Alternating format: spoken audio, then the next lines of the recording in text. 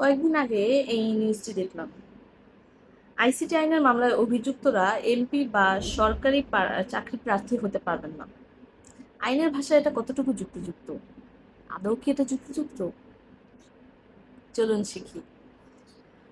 Criminal justice সিস্টেমের একটি fundamental principal হচ্ছে ইনোসেন্ট আনটিল প্রুভেন গিলটি।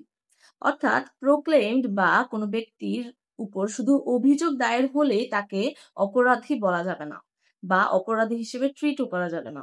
একজন ব্যক্তির বিরুদ্ধে শুধুমাত্র অভিযোগ থাকার কারণে তিনি এমপি বা সরকারি কোনো প্রার্থী হতে পারবেন না, এই নীতি স্পষ্টতই অন্যায্য এবং আইনের মূল নীতির লঙ্ঘন। আপনাদের মনে প্রশ্ন আসতে পারে, তাহলে প্রতিকার কি হতে পারে? প্রতিকার অনেক কিছুই হতে পারে। অভিযুক্ত ব্যক্তির অভিযোগ যদি প্রমাণিত হয়, সেক্ষেত্রে তাকে দ্রুততার সাথে বহিষ্কার করার নীতি থাকতে পারে এবং অভিযুক্ত ব্যক্তি যদি প্রার্থী হিসেবে গণ্য হয়, তার বিচার ব্যবস্থা দ্রুততার সাথে সম্পন্ন করার নীতিও থাকতে পারে।